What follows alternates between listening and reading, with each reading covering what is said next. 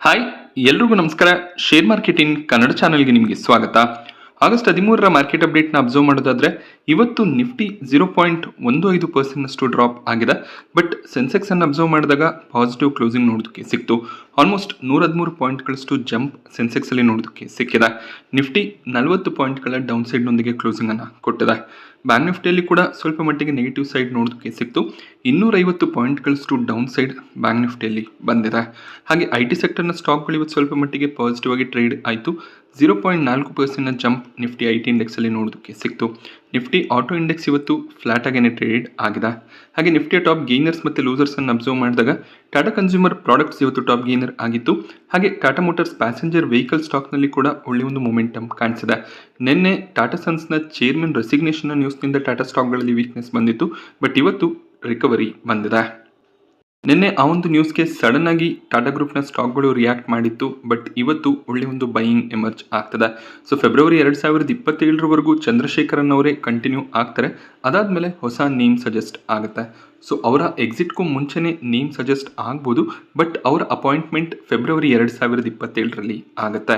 So top ಮ್ಯಾನೇಜ್ಮೆಂಟ್ನಿಂದ ಯಾರಾದರೂ famous person exit ಆದರೆ ಈ ರೀತಿಯ ಒಂದು ರಿಯಾಕ್ಷನ್ಸ್ ಬರುತ್ತೆ. ಅದೇ ರೀತಿಯ ರಿಯಾಕ್ಷನ್ಸ್ ಟಾಟಾ ಸ್ಟಾಕ್ಗಳಲ್ಲಿ ನಿನ್ನೆ ನೋಡೋದಕ್ಕೆ ಸಿಕ್ಕಿತ್ತು. ಬಟ್ ಇವತ್ತು ಒಳ್ಳೆ ಬೈಯಿಂಗ್ ಎಮರ್ಜ್ ಆಗಿದೆ. ಹಾಗೆ NTPC HUL ಕೂಡ 1.4% ಅರೌಂಡಲ್ಲಿ ಇವತ್ತು ಗೇನ್ ಆಗಿದೆ. ಶ್ರೀರಾಮ್ ಫಿನಾನ್ಸ್ ಕೂಡ ಇವತ್ತು ಪಾಸಿಟಿವ್ ಕ್ಲೋಸಿಂಗ್ ಅನ್ನು ಕೊಟ್ಟಿದೆ. ಟಾಪ್ ಲೂಸರ್ಸ್ ಅನ್ನು ಅಬ್ಸರ್ವ್ ಮಾಡಿದಾಗ ಇಂಡಾಲ್ಕೋ ಟಾಪ್ ಲೂಸರ್ ಆಗಿತ್ತು. ನಿನ್ನೆ ಅಲ್ಯೂಮಿನಿಯಂ ಸಪ್ಲೈ ಮೇಲೆ ಪ್ರಾಬ್ಲಮ್ಸ್ ಬರ್ಬೋದು ಅನ್ನುವಂಥ ನ್ಯೂಸ್ನಿಂದ ಇಂಡಾಲ್ಕೋ 4 ಸ್ಟಾಕ್ಗಳಲ್ಲಿ ಸ್ಟ್ರಾಂಗ್ ಮೊಮೆಂಟಮ್ ಬಂದಿತ್ತು. ಬಟ್ ಇವತ್ತು ಸಪ್ಲೈ ಕನ್ಸರ್ನ್ಸ್ ಇಲ್ಲ ಅನ್ನುವಂಥ ನ್ಯೂಸ್ಗಳು ನೋಡೋದಕ್ಕೆ ಸಿಕ್ತು. ಆದ್ರಿಂದ ಅಲ್ಯೂಮಿನಿಯಂ ಸ್ಟಾಕ್ಗಳು ಕರೆಕ್ಟ್ ಆಗಿದೆ. ICICI ಬ್ಯಾಂಕ್ ಸ್ಟಾಕ್ ಪ್ರೈಸ್ನಲ್ಲಿ 1.5%ಗೂ ಹೆಚ್ಚಿನ ಕರೆಕ್ಷನ್ ಇವತ್ತು ನೋಡೋದಕ್ಕೆ ಸಿಕ್ಕಿದೆ. ಹಾಗೆ ಅಲ್ಟ್ರಾಟೆಕ್ ಸಿಮೆಂಟ್ ಕೂಡ 1.6%ನಷ್ಟು ಕರೆಕ್ಟ್ ಆಯಿತು. ಅಲ್ಟ್ರಾಟೆಕ್ ಸಿಮೆಂಟ್ನಲ್ಲಿ ಒಂದು ಬ್ಲಾಕ್ ಡೀಲ್ ಬಂದಿದೆ. ಪ್ರಮೋಟರ್ ಎಂಟಿಟಿ 0.8%ನಷ್ಟು ಸ್ಟೇಕ್ 25 ಲಕ್ಷ ಶೇರ್ಸ್ಗಳನ್ನು ಸೆಲ್ ಮಾಡಿದ್ದಾರೆ. ಸೊ ಈ ಒಂದು ಸ್ಟೇಕ್ ಸೇಲ್ನ ನ್ಯೂಸ್ನಿಂದ ಸ್ಟಾಕ್ನಲ್ಲಿ ವೀಕ್ನೆಸ್ ಕಾಣಿಸಿದೆ. 11,600ರ ಪ್ರೈಸ್ನಲ್ಲಿ ಅಲ್ಟ್ರಾಟೆಕ್ ಸಿಮೆಂಟ್ನಲ್ಲಿ ಈ ಒಂದು ಬ್ಲಾಕ್ ಡೀಲ್ ಎಕ್ಸಿಕ್ಯೂಟ್ ಆಗಿದೆ.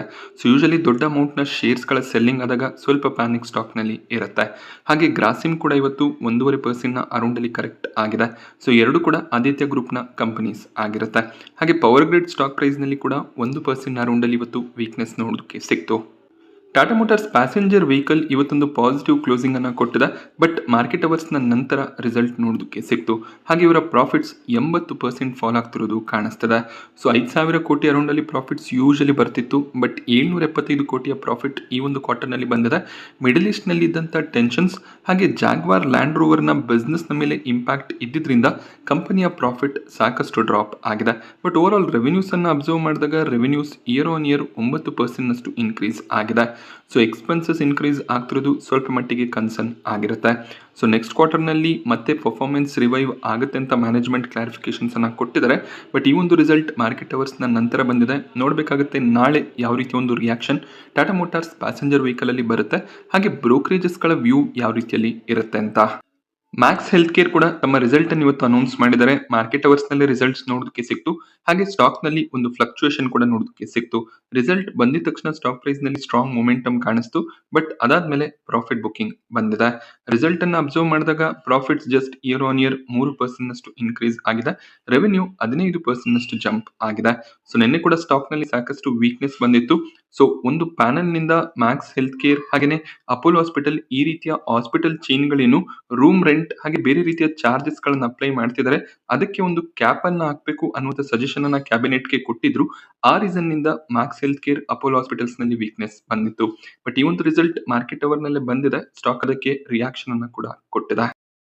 L&T ಸ್ಟಾಕ್ ಪ್ರೈಸ್ ನಲ್ಲಿ ಕೂಡ ಒಂದು ಸಡನ್ ಜಂಪ್ 11 ಗಂಟೆಯ ನಂತರ ನೋಡೋದಕ್ಕೆ ಸಿಕ್ತು. ಇದಕ್ಕೆ ರೀಸನ್ ಕ್ವಾರ್ಟರ್ಲಿ ರಿಸಲ್ಟ್ ಅಲ್ಲ.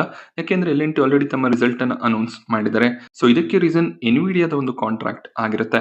ಸೊ ಆಲ್ಮೋಸ್ಟ್ 10,000ರಿಂದ 15,000 ಕೋಟಿಯ ಕಾಂಟ್ರಾಕ್ಟ್ ಅನ್ನ L&T ಪಡ್ಕೊಂಡಿದ್ದಾರೆ. ಸೊ ಆಲ್ಮೋಸ್ಟ್ ಈ ತಿಂಗಳಲ್ಲಿ 3ನೇ ಆರ್ಡರ್ ಆಗಿರುತ್ತೆ. ಸೊ ಎನ್ವಿಡಿಯಾ ಭಾರತದಲ್ಲಿ ಒಂದು AI ಫ್ಯಾಕ್ಟರಿಯನ್ನ ಕಟ್ಟಬೇಕು ಅಂತ ಇದ್ದಾರೆ. ಹಾಗೆ ಇದು ಭಾರತದ ಅತಿ ದೊಡ್ಡ AI ಫ್ಯಾಕ್ಟರಿ ಆಗಿರುತ್ತೆ. ಇದರ ಒಂದು ಕನ್ಸ್ಟ್ರಕ್ಷನ್ ಅನ್ನ L&T ಮಾಡ್ತಾರೆ.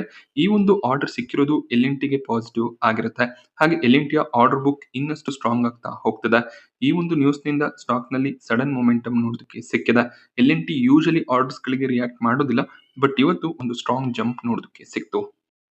Jubilant Food Work stock price ನಲ್ಲಿ ಕೂಡ 2 ಗಂಟೆ ಸುಮಾರಿಗೆ ಒಂದು ಜಂಪ್ ನೋಡೋದಕ್ಕೆ ಸಿಕ್ಕಿದೆ. ಇದಕ್ಕೆ ರೀಸನ್ Q1 ರಿಸಲ್ಟ್ ಆಗಿರುತ್ತೆ. ಕಂಪನಿ ಒಂದು ಕ್ವಾರ್ಟರ್ ನಲ್ಲಿ 100 ಕೋಟಿಯ ಪ್ರಾಫಿಟ್ಸ್ ಅನ್ನು ಡಿಕ್ಲೇರ್ ಮಾಡಿದರೆ, ಹಾಗೆ ರೆವಿನ್ಯೂಸ್ ಕೂಡ 2600 ಕೋಟಿ ಅರೌಂಡ್ ಅಲ್ಲಿ ಡಿಕ್ಲೇರ್ ಆಗಿದೆ. Year on year quarter on quarter performance strong ಆಗಿ ಕಾಣಿಸ್ತದೆ. ಹಾಗೆ Q1 ನಲ್ಲಿ ಇಷ್ಟು ಪ್ರಾಫಿಟ್ಸ್ ಬರ್ತಿರೋದು ಇದೇ ಮೊದಲನೇ ಬಾರಿಗೆ. ಸೊ Q1 ನಲ್ಲಿ ಹೈಯೆಸ್ಟ್ ಎವರ್ ಪ್ರಾಫಿಟ್ಸ್ ಡಿಕ್ಲೇರ್ ಆಗಿದೆ. ಯೂಶಲಿ ಅಡಿಷನಲ್ ಇನ್ಕಮ್ಸ್ ಅಥವಾ ಅದರ್ ಇನ್ಕಮ್ಸ್ ಇದ್ದಾಗ ಕಂಪನಿಯ ಪ್ರಾಫಿಟ್ಸ್ 200 ಕೋಟಿ ಅರೌಂಡ್ ಅಲ್ಲಿ ಡಿಕ್ಲೇರ್ ಆಗ್ತಿತ್ತು. ಬಟ್ ಯಾವುದೇ ಅಡಿಷನಲ್ ಇನ್ಕಮ್ ಇಲ್ದೇನೆ ಈ ರೀತಿ ಒಂದು ಪರ್ಫಾರ್ಮೆನ್ಸ್ ಬಂದಿರೋದು ಡಾಮಿನೋಸ್ ನ ಸೇಲ್ಸ್ ಗ್ರೋತ್ ಅನ್ನ ತೋರಿಸುತ್ತೆ. ಈ ರೀಸನ್ ನಿಂದ ಸ್ಟಾಕ್ ನಲ್ಲಿ ಒಂದು ಸಡನ್ ಜಂಪ್ ಕೂಡ ನೋಡೋದಕ್ಕೆ ಸಿಕ್ಕಿದೆ. ಸೊ ಮುಂದಿನ ಕ್ವಾರ್ಟರ್ ಗಳಲ್ಲಿ ಕೂಡ ಪರ್ಫಾರ್ಮೆನ್ಸ್ ಇದೇ ರೀತಿಯಲ್ಲಿ ಕಂಟಿನ್ಯೂ ಆಗ್ಬೇಕಾಗುತ್ತೆ. ಶುಗರ್ ಸೆಕ್ಟರ್ ನ ಸ್ಟಾಕ್ ಗಳಲ್ಲಿ ಒಳ್ಳೆ ಒಂದು ಮೊಮೆಂಟಮ್ ಇವತ್ತು ನೋಡೋದಕ್ಕೆ ಸಿಕ್ಕಿದೆ. ಇದಕ್ಕೆ ರೀಸನ್ ಸಪ್ಲೈ ಕನ್ಸರ್ನ್ಸ್ ಆಗಿರುತ್ತೆ. ಸೊ ಥೈಲ್ಯಾಂಡ್ ನಲ್ಲಿ ಕೂಡ ಸಪ್ಲೈ ರಿಲೇಟೆಡ್ ಕನ್ಸರ್ನ್ಸ್ ಇದೆ ಅನ್ನುವಂಥ ನ್ಯೂಸ್ ಗಳು ನೋಡೋದಕ್ಕೆ ಸಿಕ್ತು. ಹಾಗೇನೆ US ನಲ್ಲಿ ಶುಗರ್ ಪ್ರೈಸಸ್ ಇನ್ಕ್ರೀಸ್ ಆಗಿದೆ. ಅದು ಕೂಡ ಇಂಡಿಯನ್ ಕಂಪನಿಗಳಿಗೆ ಪಾಸಿಟಿವ್ ಆಗಿದೆ. ಬಲರಾಂಪುರ್ ಚೀನಿ, ದಾಲ್ಮಿಯಾ ಭಾರತ್ ಈ ಸ್ಟಾಕ್ ಗಳು ಸ್ಟ್ರಾಂಗ್ ಆಗಿ ಟ್ರೇಡ್ ಆಗ್ತದೆ. ಈಗ ಎಥನಾಲ್ ಡಿಮ್ಯಾಂಡ್ ಇನ್ಕ್ರೀಸ್ ಆಗ್ತಿರೋದ್ರಿಂದ ಎಲ್ಲಾ ಶುಗರ್ ಕಂಪನಿಗಳು ಎಥನಾಲ್ ನ ಹೆಚ್ಚಾಗಿ ಪ್ರೊಡ್ಯೂಸ್ ಮಾಡ್ತಿದ್ದಾರೆ. ಇದರಿಂದ ಶುಗರ್ ಪ್ರೊಡಕ್ಷನ್ಸ್ ಡ್ರಾಪ್ ಆಗ್ತದೆ. ಅದರಿಂದ ಶುಗರ್ ಪ್ರೈಸಸ್ ಇನ್ಕ್ರೀಸ್ ಆಗುತ್ತೆ. ಅದು ಕೂಡ ಶುಗರ್ ಕಂಪನಿಗಳಿಗೆ ಪಾಸಿಟಿವ್ ಆಗುತ್ತೆ. ಮಿಶ್ರಧಾತು ನಿಗಮ್ ಸ್ಟಾಕ್ ಪ್ರೈಸ್ ನಲ್ಲಿ ಕೂಡ 1 ಗಂಟೆಗೆ ಒಂದು ಸಡನ್ ಜಂಪ್ ನೋಡೋದಕ್ಕೆ ಸಿಕ್ತು. ಇದಕ್ಕೆ ರೀಸನ್ GE ಏರೋಸ್ಪೇಸ್ ನ ಕಡೆಯಿಂದ ಸಿಕ್ಕಂತ S400 ಅಪ್ರೂವಲ್ ಆಗಿರುತ್ತೆ. ಸೊ ಮಿಶ್ರಧಾತು ನಿಗಮ್ S400 ನಲ್ಲಿ ಬಳಕೆಯಾಗುವಂತ ಕೆಮಿಕಲ್ ಗಳ ಟೆಸ್ಟಿಂಗ್ ಅನ್ನ ಮಾಡ್ತಾರೆ. ಸೊ ಈ ಒಂದು ಪಾರ್ಟ್ನರ್ಶಿಪ್ ಏನಿದೆ ಮಿಶ್ರಧಾತು ನಿಗಮ್ಗೆ ತುಂಬಾನೇ ಪಾಸಿಟಿವ್ ಆಗಿರುತ್ತೆ. ಸೊ ಡಿಫೆನ್ಸ್ ಸೆಕ್ಟರ್ಗೆ ಈಗ ಮಿಶ್ರಧಾತು ನಿಗಮ್ನ ಕಡೆಯಿಂದ ಕಾಂಟ್ರಿಬ್ಯೂಷನ್ ಸಿಗುತ್ತೆ. ಹಾಗೆ GE ಏರೋಸ್ಪೇಸ್ ತಮ್ಮ ಇಂಜಿನ್ಸ್ ಗಳನ್ನ HAL ಗೆ ಪ್ರೊವೈಡ್ ಮಾಡ್ತಿದ್ದಾರೆ. ಸೊ ಮಿಶ್ರಧಾತು ನಿಗಮ್ ಕೂಡ ಈಗ ಡಿಫೆನ್ಸ್ ಸೆಕ್ಟರ್ ನಲ್ಲಿ ಆಕ್ಟಿವ್ ಆಗಿ ಕೆಲಸ ಮಾಡುತ್ತೆ. ಈ ನ್ಯೂಸ್ ನಿಂದನೇ ಸ್ಟಾಕ್ ನಲ್ಲಿ ಒಂದು ಸ್ಟ್ರಾಂಗ್ ಮೊಮೆಂಟಮ್ ನೋಡೋದಕ್ಕೆ ಸಿಕ್ತು. 10% ನಷ್ಟು ಮಿಶ್ರಧಾತು ನಿಗಮ್ ಇವತ್ತು ಗೇನ್ ಆಗಿದೆ. ಸೊ 3-4 ತಿಂಗಳ ಹಿಂದೆ ಗೋಲ್ಡ್ ಪ್ರೈಸಸ್ ಗಳಲ್ಲಿ ತುಂಬಾನೇ ಫ್ಲಕ್ಚುಯೇಷನ್ ಇತ್ತು. ಆಗ AMCಗಳು ಲಂಪ್ ಸಮ್ ಇನ್ವೆಸ್ಟ್ಮೆಂಟ್ ಅನ್ನ ಗೋಲ್ಡ್ ಮ್ಯೂಚುವಲ್ ಫಂಡ್ ಗಳಲ್ಲಿ, ಗೋಲ್ಡ್ ETF ಗಳಲ್ಲಿ ಸ್ಟಾಪ್ ಮಾಡಿದ್ರು. ಲಂಪ್ ಸಮ್ ಇನ್ವೆಸ್ಟ್ಮೆಂಟ್ ಅಂದಾಗ ಕೋಟಿಗಟ್ಟಲೆ ಇನ್ವೆಸ್ಟ್ಮೆಂಟ್ ಯಾರು ಮಾಡ್ತಾರೆ ಅಂತವ್ರಿಗೆ ರೆಸ್ಟ್ರಿಕ್ಷನ್ಸ್ ಇತ್ತು. ಸೊ ಸ್ಮಾಲ್ ಅಮೌಂಟ್ ನಲ್ಲಿ ETF ಮ್ಯೂಚುವಲ್ ಫಂಡ್ ಗಳನ್ನ ಬೈ ಮಾಡೋರಿಗೆ ಯಾವುದೇ ರೀತಿಯ ಪ್ರಾಬ್ಲಮ್ಸ್ ಇರಲಿಲ್ಲ. ಬಟ್ ಆಗಸ್ಟ್ 14ರಿಂದ ಮತ್ತೆ ಲಂಸಮ್ ಇನ್ವೆಸ್ಟ್ಮೆಂಟ್ ಗಳಿಗೆ ಕೂಡ ಆಪರ್ಚುನಿಟಿ ಸಿಗ್ತದೆ. ಮೊದಲನೇದಾಗಿ HDFC AMC ತಮ್ಮ ಲಂಸಮ್ ಸಬ್ಸ್ಕ್ರಿಪ್ಷನ್ಸ್ ಅನ್ನ ರೆಸ್ಯೂಮ್ ಮಾಡ್ತಿದ್ದಾರೆ. ಸೊ 25 ಕೋಟಿಗೂ ಹೆಚ್ಚಿನ ಇನ್ವೆಸ್ಟ್ಮೆಂಟ್ ಅನ್ನು ಕೂಡ ಈ ETF ಗಳಲ್ಲಿ ಅಥವಾ ಮ್ಯೂಚುವಲ್ ಫಂಡ್ ಗಳಲ್ಲಿ ಮಾಡಬಹುದಾಗುತ್ತೆ. IPOಗಳ ವಿಚಾರಕ್ಕೆ ಬಂದಾಗ ಟೆಕ್ನೋಕ್ರಾಫ್ಟ್ ವೆಂಚರ್ಸ್ ನಾಳೆ ಮಾರ್ಕೆಟ್ ನಲ್ಲಿ ಲಿಸ್ಟ್ ಆಗ್ತದೆ. ಪ್ರೀಮಿಯಂ ಸ್ಟ್ರಾಂಗ್ ಆಗಿ ಕಾಣಿಸ್ತಿದೆ. ಸಬ್ಸ್ಕ್ರಿಪ್ಷನ್ಸ್ ನ ನಂತರ ಪ್ರೀಮಿಯಂ ಗೇನ್ ಆಗಿದೆ. 40 ರೂಪಾಯಿಯ ಪ್ರೀಮಿಯಂ ಕಾಣಿಸ್ತಿದ್ದು ಪ್ರತಿ ಲಾಟ್ ನ ಮೇಲೆ 2800 ರೂಪಾಯಿ ಪ್ರಾಫಿಟ್ ನ ಎಕ್ಸ್ಪೆಕ್ಟೇಷನ್ ಇರುತ್ತೆ. ಅಲಾಟ್ಮೆಂಟ್ ಸಿಕ್ಕಿದ್ರೆ ಒಳ್ಳೆ ಒಂದು ಪ್ರಾಫಿಟ್ ನ ಎಕ್ಸ್ಪೆಕ್ಟೇಷನ್ ಇದೆ. ಲೀಪ್ ಸೊಲ್ಯೂಷನ್ಸ್ ನಲ್ಲಿ ಕೂಡ ಒಳ್ಳೆ ಒಂದು ಪ್ರೀಮಿಯಂ ಇದೆ. ಆಲ್ಮೋಸ್ಟ್ 9% ಲಿಸ್ಟಿಂಗ್ ಗೇನ್ ನ ಎಕ್ಸ್ಪೆಕ್ಟೇಷನ್ ಇರುತ್ತೆ. ಸೊ ಲೀಪ್ ಸೊಲ್ಯೂಷನ್ಸ್ ನಲ್ಲಿ ಕೂಡ ಅಲಾಟ್ಮೆಂಟ್ ಸಿಕ್ಕಿದ್ರೆ ಪ್ರಾಫಿಟ್ಸ್ ಅನ್ನು ತಗೊಳ್ಳೋದು ಒಳ್ಳೆಯದು. ಮಾಲ್ಬಿಯೋ ಡಯಾಗ್ನೋಸ್ಟಿಕ್ಸ್ ನ ಅಲಾಟ್ಮೆಂಟ್ ಸ್ಟೇಟಸ್ ನಾಳೆ ಬೆಳಿಗ್ಗೆ ಅಷ್ಟರಲ್ಲಿ ಬರುತ್ತೆ.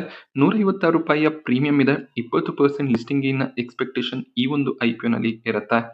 ಹಾಗೆ ದೂತ್ ಟ್ರಾನ್ಸ್ಮಿಷನ್ ನಲ್ಲಿ ಕೂಡ ಗ್ರೇ ಮಾರ್ಕೆಟ್ ಪ್ರೀಮಿಯಂ ಸ್ಟ್ರಾಂಗ್ ಆಗಿ ಕಾಣಿಸ್ತಿದ್ದು ಪ್ರತಿ ಲಾಟ್ ನ ಮೇಲೆ 4700 ರೂಪಾಯಿವರೆಗೂ ಪ್ರಾಫಿಟ್ ನ ಎಕ್ಸ್ಪೆಕ್ಟೇಷನ್ ಇರುತ್ತೆ.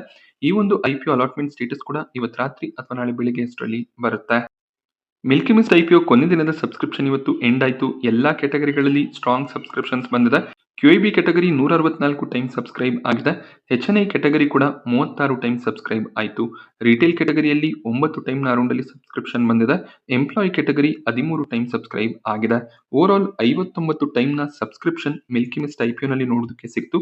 ಪ್ರೀಮಿಯಂ ಇನ್ನಷ್ಟು ಸ್ಟ್ರಾಂಗ್ ಆಗಿದೆ. 29 ರೂಪಾಯಿಯ ಪ್ರೀಮಿಯಂ ಕಾಣಿಸ್ತಿದ್ದು ಇಲ್ಲೂ ಕೂಡ 20% ಲಿಸ್ಟಿಂಗ್ ಗೇನ್ ನ ಎಕ್ಸ್ಪೆಕ್ಟೇಷನ್ ಇದೆ. ಸೊ ಅಲಾಟ್ಮೆಂಟ್ ನ ಚಾನ್ಸಸ್ ಸ್ವಲ್ಪ ಕಷ್ಟ ಆಗ್ಬೋದು. ಯಾಕೆಂದ್ರೆ 4-5 ಟೈಮ್ ನ ಅರೌಂಡ್ ಅಲ್ಲಿ ಸಬ್ಸ್ಕ್ರಿಪ್ಷನ್ಸ್ ಬಂದಿದ್ರೆ ಅಲಾಟ್ಮೆಂಟ್ಸ್ ಸಿಕ್ತಿತ್ತು. ಬಟ್ 9 ಟೈಮ್ ನ ಅರೌಂಡ್ ಅಲ್ಲಿ ಸಬ್ಸ್ಕ್ರಿಪ್ಷನ್ಸ್ ಬಂದಿದೆ. ಮಲ್ಟಿಪಲ್ ಅಕೌಂಟ್ ಗಳಿಂದ ಅಪ್ಲೈ ಮಾಡಿರೋರಿಗೆ ಅಲಾಟ್ಮೆಂಟ್ ನ ಚಾನ್ಸಸ್ ಇರುತ್ತೆ.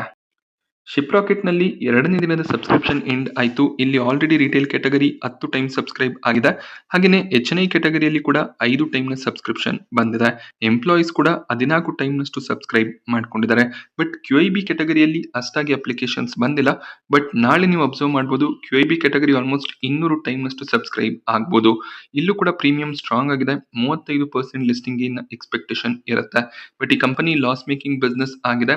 ಬಟ್ ಫ್ಯೂಚರ್ ಪ್ರೂಫ್ ಇರುವಂತ ಕಂಪನಿ ಆಗಿರೋದ್ರಿಂದ ಇಲ್ಲಿ QIB ಇಂಟ್ರೆಸ್ಟ್ ಕೂಡ ಹೆಚ್ಚಾಗಿ ಕಾಣಿಸಬಹುದು. ಬಟ್ ಲಿಸ್ಟಿಂಗ್ ಏನ ಪರ್ಸ್ಪೆಕ್ಟಿವ್ ನಿಂದ ಖಂಡಿತವಾಗ್ಲೂ ಅಪ್ಲೈ ಮಾಡಬಹುದು. ಲಕ್ಕಿದ್ರೆ ಅಲಾಟ್ಮೆಂಟ್ ಸಿಗುತ್ತೆ. ಹಾಗೆ ಬಿಹಾರಿಲಾಲ್ ಇಂಜಿನಿಯರಿಂಗ್‌ನಲ್ಲಿ ಕೂಡ ಪ್ರೀಮಿಯಂ ಸ್ಟ್ರಾಂಗ್ ಆಗಿ ಇನ್ಕ್ರೀಸ್ ಆಗ್ತದೆ.